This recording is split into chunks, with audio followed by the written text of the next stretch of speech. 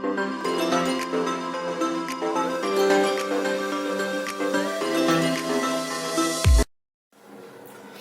Friends, welcome to last moment tuitions. मेरा नाम हर्ष है और आज हम देखने वाले हैं प्रोबेबिलिटी डिस्ट्रीब्यूशन में moments and moment generating function. तो हम लोग पहले देखते हैं मोमेंट क्या होता है। अभी हम लोग स्टैटिस्टिक्स पढ़ रहे हैं, बट अगर आप मैकेनिक्स में देखोगे मोमेंट क्या होता है कि अगर आपको एक बॉडी को मूव करना है तो आप फोर्स अप्लाई करोगे, तो जो कैपेसिटी रहेगा वो फोर्स का वो बॉडी को मूव करने के लिए, उसको हम लोग बोलते हैं मोमेंट। और स्टैटिस्टिक में हम लोग क्यों यूज करते हैं मोमेंट? जो कोई भी एक डिस्ट्रीब्यूशन होता है उसका अगर कैरेक्टरिस्टिक्स आपको अगर जानना हो तो उसके लिए हम लोग उसके लिए मोमेंट्स ही है। तो मोमेंट्स बहुत हो सकते हैं, या तो first order, second order and so on and so forth up to higher orders. ठीक है, तो मोमेंट्स बहुत सारे हो सकते हैं। तो अभी मैथ्स में अगर अपने को मोमेंट इतने सारे हैं तो जनरेट करने के लिए जनरेटिंग फंक्शन चाहिए, ताकि क्या है उससे आप डायरेक्टली जो मोमेंट आप फाइंड कर सको। समझ रहे हैं? मतलब एक फंक्शन जिससे आप कोई भी मोमेंट चाहे वो फाइंड कर सको, तो हम लोग इसमें उसको बोलते हैं मोमेंट जनरेटिंग फंक्शन। अभी उसका फॉर्मूला होता है, पहले तो उसका डिनोशन ऐसे होता है m of t of a। ठीक है, सो a जो होता है ना वो एक पॉइंट होता है। कोई भी अगर आप मोमेंट लोगे तो आप with respect to a particular point ही लोगे। ठीक है, सो यहाँ पे जो a है वो मेरा पॉइंट है जिससे हम लोग मोमेंट लेंगे, और t है वो मेरा एक वेरिएबल है। अगर मोमेंट ऑफ t मुझे फाइंड करना है तो उसका फॉर्मूला होता है एक्सपेक्टेशन। अभी हमने ये प्रीवियसली भी देखा था मीन एंड वेरिएंस में कि एक्सपेक्टेशन क्या होता है उसका formula. So moment of t with respect to a is equal to expectation of e raise to t into x i minus a। तो t तो एज इट इज है, x क्या रहेगा जो मेरा डिस्क्रीट रैंडम वेरिएबल या continuous random variable, in short a random variable जो मुझे क्वेश्चन में से मिलेगा, और a क्या रहेगा वो मेरा पॉइंट रहेगा। ठीक है, सो ये होता है एक मोमेंट जनरेटिंग फंक्शन का फॉर्मूला। ओके, अभी अगर डिस्क्रीट रैंडम वेरिएबल है तो हम लोग क्या करेंगे, एक्सपेक्टेशन फाइंड करना है, राइट। तो हमने प्रीवियस वीडियोस में भी देखा था कि एक्सपेक्टेशन में जो भी दिया रहता है उसको हम लोग प्रोबेबिलिटी से मल्टीप्लाई करेंगे और उसका समेशन लेंगे for a discrete random variable. और कंटिन्यूस रैंडम वेरिएबल रहेगा तो एक्सपेक्टेशन के अंदर जो भी रहता है उसको हम लोग एफ ऑफ एक्स से मल्टीप्लाई करेंगे और उसका इंटीग्रेशन लेंगे। ठीक है, सो बस कुछ चेंज नहीं हुआ है। मतलब अगर यहाँ पे e ऑफ x रहता तो हम लोग इसके जगह पे x डाल देते, सेम विथ दिस। ठीक है, so this was our formula of moment generating function. अभी उसके पहले मोमेंट्स को हम लोग कैसे रिप्रेजेंट करते हैं, μ1 dash, μ2 dash, μ3 dash, μ4 dash and so on. ये मैंने पहले भी बताया था कि दूसरे जो मीन एंड वेरिएंस था उसमें मैंने बताया था कि ये एक रिप्रेजेंटेशन होता है e ऑफ x का। ठीक है, सो μ1 ऑफ डैश रिप्रेजेंटेशन होता है e ऑफ x का, और मैंने बताया था कि हम लोग को मोमेंट जनरेटिंग फंक्शंस में काम आएगा। ठीक है, तो जस्ट एक बेसिक रिप्रेजेंटेशन है, ये मैंने फर्स्ट 4 मोमेंट्स लिखा है। ठीक है, सो μ1 डैश मुझे फाइंड करना तो that is nothing but e of x, μ2 dash find करना तो e of x square, μ3 dash find करना तो e of x cube, μ4 dash find करना e of x raise to 4। ठीक है, अब दो चीज मैं बताऊंगा। पहले तो क्वेश्चन पे डिपेंड करता है पहले क्या करोगे। अगर आपको क्वेश्चन में स्पेसिफाई किया गया है कि find the moment generating function and then find suppose 3 moments, ठीक है, तो आप क्या करोगे, ये फॉर्मूला से कुछ मोमेंट जनरेटिंग फंक्शन फाइंड करोगे और फिर उससे मोमेंट्स निकालोगे। मैं बताऊंगा आगे कैसे निकालेंगे मोमेंट जनरेटिंग फंक्शन से मोमेंट्स।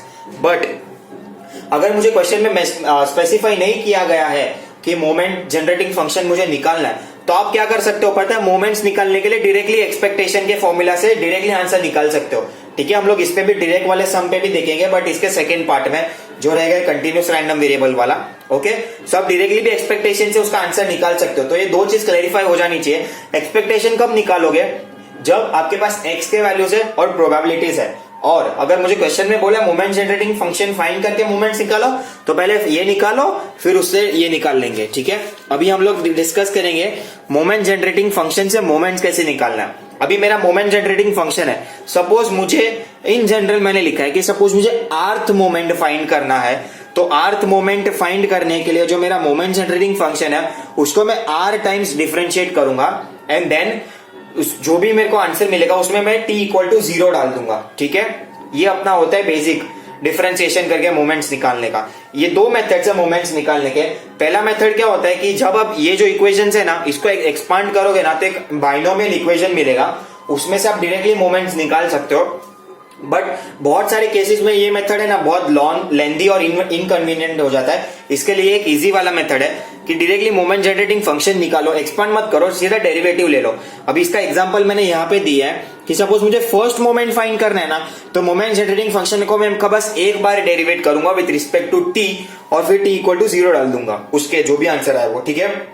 अगर मुझे सेकेंड मोमेंट निकालना रहता तो इसको मैं 2 बार डेरिवेट करता, सो ऑन एंड सो फोर्थ। अभी अगर ये मैंने बताया था कि ए क्या होता है, कि ए एक पॉइंट होता है जिसके रिस्पेक्ट में हम मोमेंट्स निकालते हैं, बट यूजुअली क्वेश्चन में कभी भी ए स्पेसिफाई नहीं किया जाता है, तो हम लोग हमेशा विद रिस्पेक्ट टू ओरिजिन निकालेंगे, ठीक है।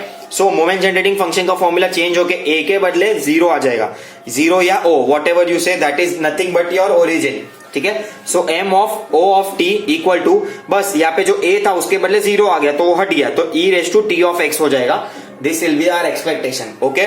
So this was all about moments and moment generating function. अब हम इस पे सम सॉल्व कर लेते हैं। तो अब ये मेरा question number 1 is, if x denotes the outcome when a fair die is tossed, find moment generating function. MGF is nothing but moment generating function of x and hence find mean and variance of x. मतलब मुझे क्या दिया गया है कि x एक random variable है, ठीक है, जो एक आउटकम रहेगा फेयर डाई का, ओके। सो फेयर डाई है, इसका पता है, एक डाई को आप थ्रो करते हो, पहले तो हम वो कर लेते हैं, एक डाई को अगर आप थ्रो करोगे तो क्या क्या आउटकम्स मिलते हैं, 1 2 3 4 5 6, दैट्स इट, ठीक है। सो x के वैल्यूज क्या क्या मिलेंगे मुझे, 1 2 3 4 5 6, और हर एक का प्रोबेबिलिटी रहेगा, क्योंकि किसी भी नंबर का आने का प्रोबेबिलिटी इक्वल है, so that will be nothing but 1/6 1/6 1/6 1/6 1/6 and 1/6, क्योंकि कोई भी नंबर आ सकता है, तो ऐसा कुछ है नहीं, तो सबका इक्वल प्रोबेबिलिटी है, तो दैट विल बी सबका 1/6 होगा, ठीक है। ये हमने फाइंड कर लिया पहले तो प्रोबेबिलिटी डिस्ट्रीब्यूशन। अब इससे पता चल रहा है कि अपना जो एक्सपेरिमेंट है वो डिस्क्रीट रैंडम वेरिएबल का है, ना ही कंटिन्यूस का, ठीक है। अब मुझे करना क्या है, मोमेंट जनरेटिंग फंक्शन फाइंड करना है एक्स का, और फिर उसका मीन एंड वेरिएंस फाइंड करना है, ठीक है। सो अभी मुझे क्वेश्चन में ए का वैल्यू नहीं दिया गया है, तो मैं क्या लूंगा, ए को एज एन ओरिजिन लूंगा। तो हम लोग क्या करेंगे, moment generating function with respect to origin find करेंगे। तो इसका फॉर्मूला क्या था, अभी हमने देखा था, expectation of e raise to t x, ठीक है, ये इसका फॉर्मूला था। अभी क्योंकि ये डिस्क्रीट रैंडम वेरिएबल है, तो क्या होगा, summation of p i into e raise to t of x i, ठीक है। बस अपने को सबको मल्टीप्लाई करना है और इसका समेशन लेना है, ठीक है।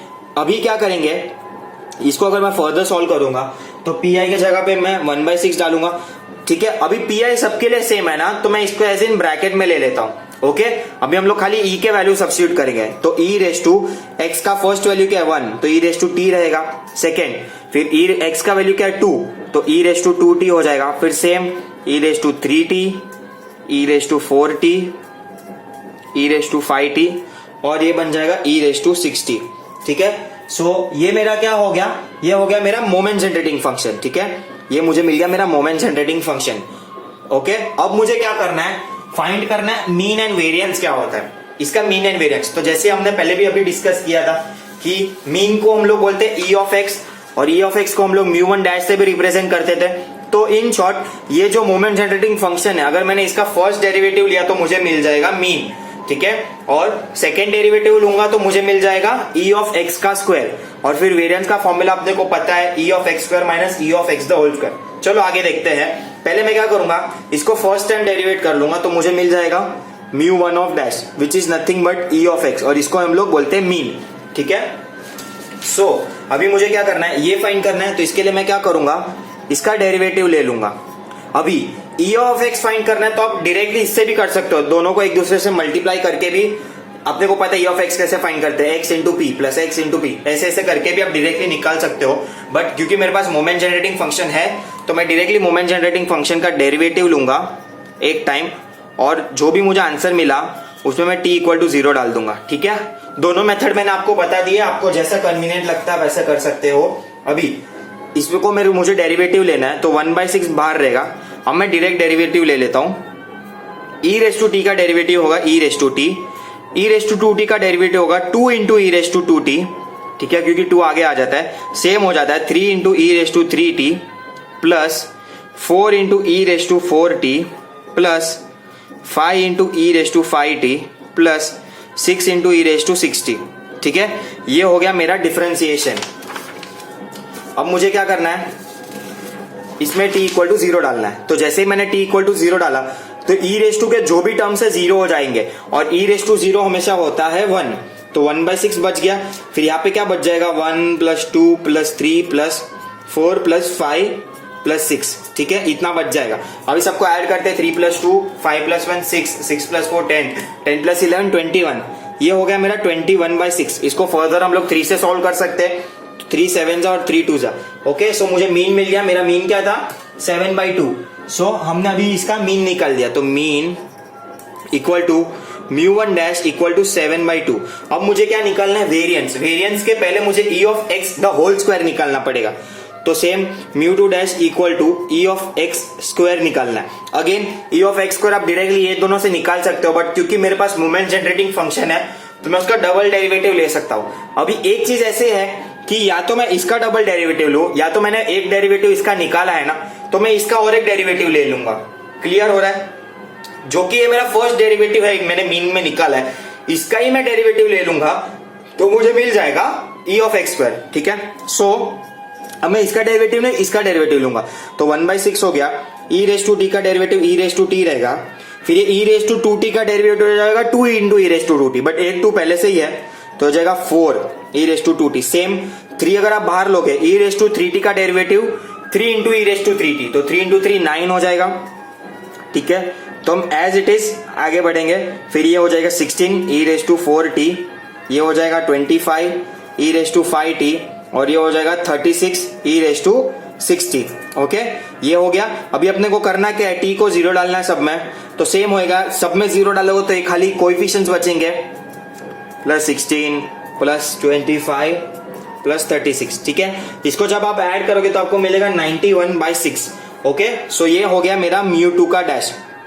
अभी वेरिएंस का बेसिक फॉर्मूला मुझे पता है, variance of x equal to μ2 of dash minus μ1 of dash का स्क्वायर।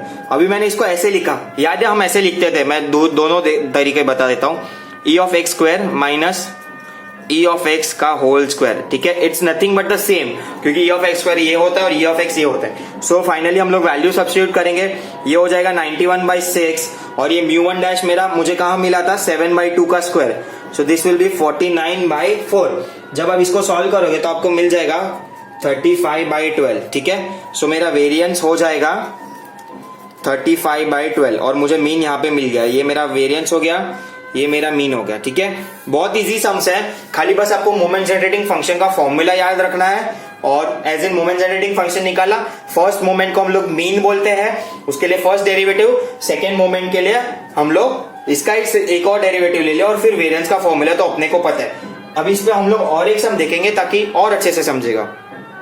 ओके फ्रेंड्स, तो अभी हमने देखा था movements and movement generating function of A discrete random variable. अभी नेक्स्ट पार्ट में हम लोग डिस्कस करेंगे of a continuous random variable. Almost same है, बस उसमें हम लोग इंटीग्रेशन करेंगे और यहाँ पे हमने समेशन किया था। So that was it. Thank you so much for watching the video and have a nice day.